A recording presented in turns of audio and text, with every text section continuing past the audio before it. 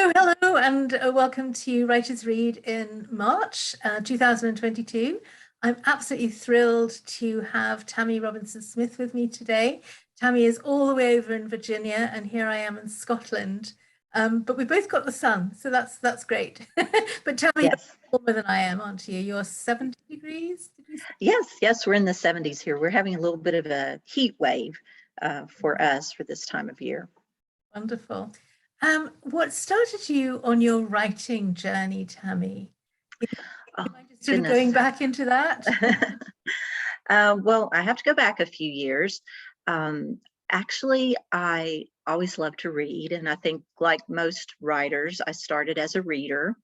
And even as a child, I liked to write stories. That was always my favorite part of school, when we would read a story and then maybe write a report. And then when you get up a little bit in elementary school, the teacher will assign reports. And I can just remember each one of those I did. That would always be my favorite thing. Certainly not math class. That was not my favorite.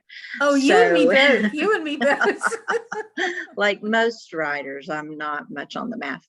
But so I majored in broadcast journalism when I was in college, and I actually started out my career as a broadcast journalist. I worked both in radio and television, and that, I think, maybe, for creative writing, you don't necessarily think about reporting and creative writing intersecting at any point, but I think for me, it taught me how to focus on the story and how to, see my subject and very quickly and succinctly find out, what it is that was interesting about that subject and what made the story. So that sort of started me on my writing career as a professional journalist. And I just always had a love, though, of creative writing, and always, when I would be reading novels, I would be thinking, oh, I'd really like to write something like this. So a little bit of time passed, and I left the broadcast world for more of the public relations and marketing. And like a lot of people, got downsized out of a job in the early 2000s and decided this is it. That was your writing. This is my epiphany. So and this is the time. I was finally to a time in my life I could do it. And I wrote my first novel. And what was the genre for that, Tammy? I write Appalachian women's fiction, which is a very, very small market, I guess. I'm not really doing something that's at the top of the charts as far as for our Scottish and British and yes. People. Can you tell us a little bit more what that means? Where I live and where I've grown up is in the Appalachian Mountains, in a beautiful corner of Southwest Virginia and Northeast Tennessee. It's kind of all one big area where we live. And very hardy people, I guess, is a way you would describe it. Very self-reliant, huge history, a strong history in storytelling, music, family is very important. And it's when you say Appalachia, it's more than just a place, it's a culture. Okay. I mean, we think of ourselves as the Appalachian people. Okay. We are in the southern part of the United States. Right. So I guess we are Southerners by that definition. But if you ask anyone from here, they're going to say they're Appalachian because there's a very strong sense of identity, a very strong sense of place. So thank you for explaining that. That's really yeah, I forget because I guess, around here, people they know what you're saying because it's such a strong identity and such a strong sense of place. And for me and my family, there are really strong women who have watched over me and mentored me and cared for me. And my mother, obviously, the most prominent of those women, and her sisters, and even my father's sisters, I had a real strong connection to them. I have a real strong connection to the women in my family. So it was their stories that were most important to me, and their stories that I felt like I had to tell. Now, I don't write biographical or autobiographical things, but I do draw strongly from their their stories and their strength. Some of them have faced hard times, some of them have had it easier, but each of them have a story, and those stories, I think, affected me in such a profound way that I wanted to write about them, and not just them. They're a representation of the strong Appalachian woman. The Appalachian woman is central to all of my stories. So as I said, it's a niche. I guess if you're looking in terms of genre, it's a niche, but I think it is something that a lot of people would like to read, just because of the fact that everyone, or most women and some men, can relate to that sense of overcoming. The collection of short stories I'm working on right now is called The Sun Will Rise Tomorrow. Okay. And I thought and went back and forth and had a lot of different titles, but then I was trying to think of the theme that runs through my short stories about women. These strong women, female characters. And it's the fact that no matter what happens today, odds are the sun will rise tomorrow, and they will rise up to try again to overcome whatever adversity or challenge is presented to them in their lives. So that's where I'm coming from, and that's what that's kind of a long story to come back around to say that I guess the women in my life probably affected me more and sent me more toward those creative feelings of wanting to produce something that documents, even though it's fiction. It documents. Sounds like you have like they were really inspiring to you, but they also gave you really good roots, so you're very well connected. And absolutely, because you're really well connected, you could go out and have that creative adventure. Exactly. And I'm not unusual. This is not really, I don't feel like I'm unusual. This is part of the Appalachian experience, that there are strong female leaders in families, matriarchs who hold the family together and who help them through adversity. And that's part of the Appalachian experience, and it's the part that I most wanted to explore. Okay. Well, I know you have a very big fan, a man, because he was the one who yes, for Writers Read. So you do appeal to men. And so if there are men listening, don't think that Tammy's books aren't for you, because they are for you too. Yes. Well, those men are raised by those strong women. So, they and notice I say raised. That's what we say around here. I don't know. I was taught one should say reared, but we raise children around here. It sounds more like if you have a farm and you rear cattle. I don't know. Okay. The titles of your books, you've got quite a few books out, haven't you? What are you? Well, the first novel was called Emmy Beth Speaks, and it actually launched a different career for me.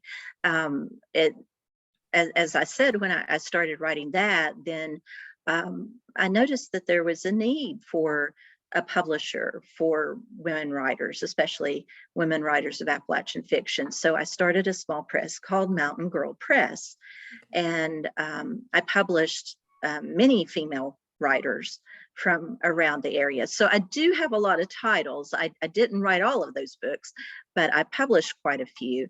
I did sell the business at a certain point, kind of got a little bit bigger than I could handle, and it needed someone who could have more employees and do all the things that needed to be done. And I was very glad to do that, because then gave me a chance to get back to my writing instead of publishing everyone else's. I do have, I can hold it up, show you, the Ivy Creek Sewing Brilliant. Circle. Yes. No, aren't they Lovely. a little bit Yes. backwards? Anyway, that I published in 2019. Right before the pandemic, so I didn't get to do a whole lot with it. It was at the end of 2019, so I didn't get to do a whole lot with it except for that fall. But I'm hoping to be able to get back out there now. And I'm working on, as I said, the short story collection, The Sun Will Rise Tomorrow. And I'm also working on another novel called Didama's Garden. So is that Didama? D-I-D? D-I-D-A-M-A. It was actually my great grandmother's name. Beautiful. Absolutely beautiful. I always thought it was such a neat name, and I don't think I've ever heard of anyone else named that, but it's Didama. So I'm using that as the name of the main character in that novel.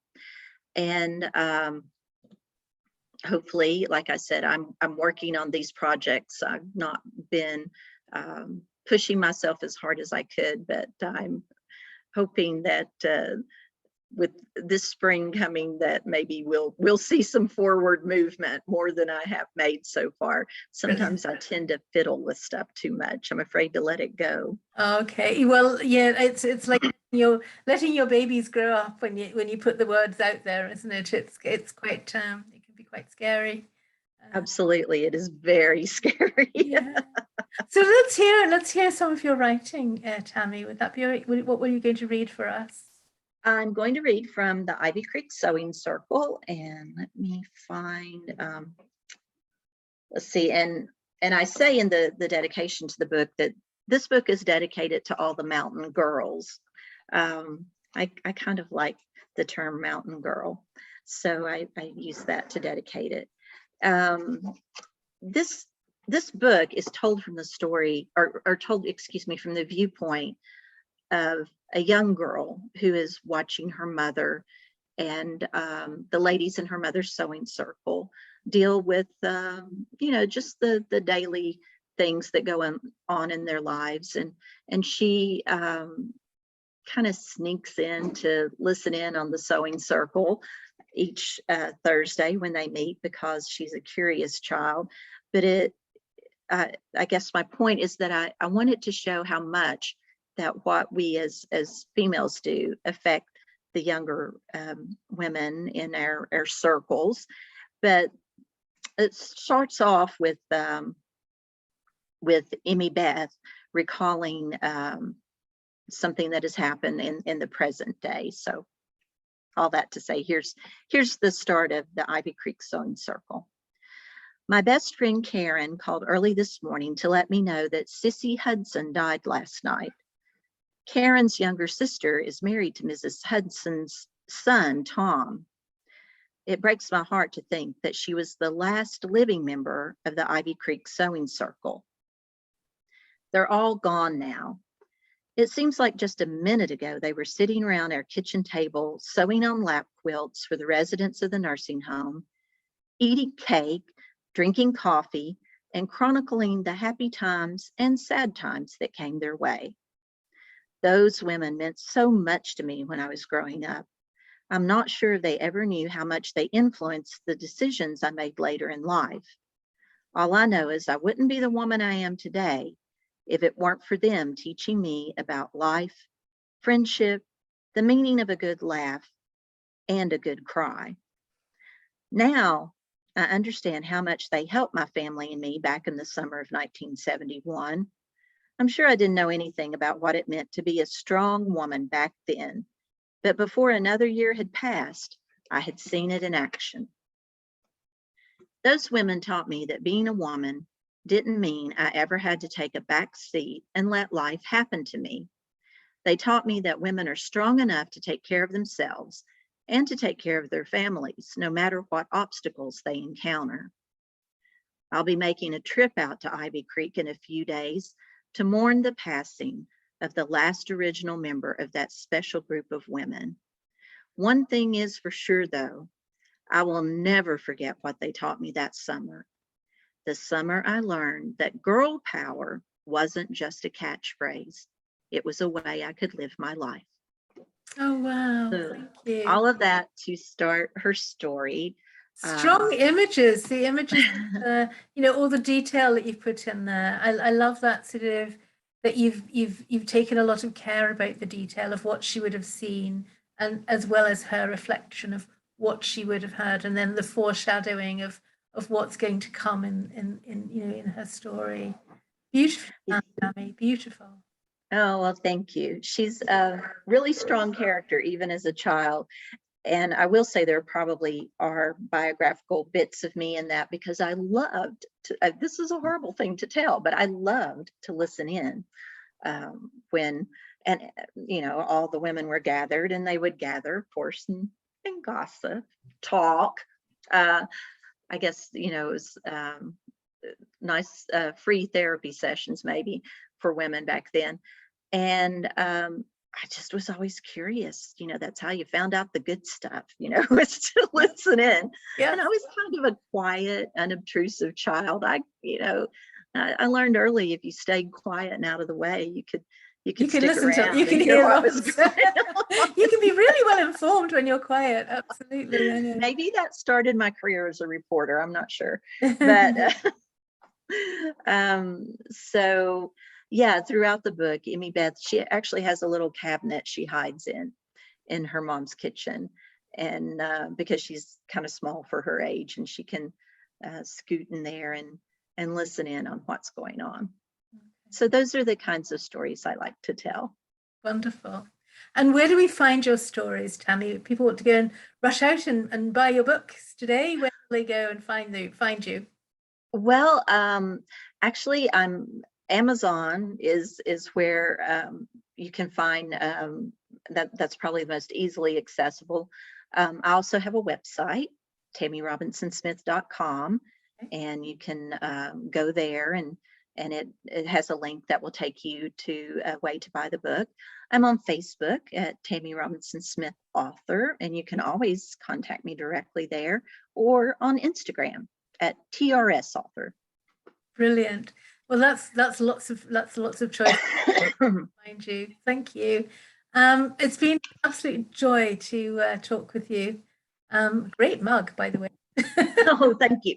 nice and flowery, and just that sort of visual. I think a lot of us. I lived in the States. I lived in Los Angeles. It was a long time ago, but I've always, sort of heard stories of the quilting circles and things like that, where women sit around. And I remember from my own life when I was growing up, we grew up in a small sort of cul-de-sac for a while, and all the women, we would, every afternoon, it would be a different house for tea. So it was sort of like you said, you as children, you were kind of aware of what was going on, yeah, what others were doing. And I think that's where my love of baking came from, because my mom didn't ever let me bake with her, but I just developed a love of baking because of all of these lovely cakes and scones that people used to produce throughout the week. Yeah. Excuse me. Oh, hearts. I have a tickle. You're right. Okay. No, I just got a tickle in my throat. Oh no. You're reading for us. Okay, well, I think what we'll do is let you go, and you can cough. And I'm sorry about that. No, I think I'm okay now. You. Okay, it's been it's good to speak with you, Tammy. Okay, bye-bye. Bye. Bye-bye.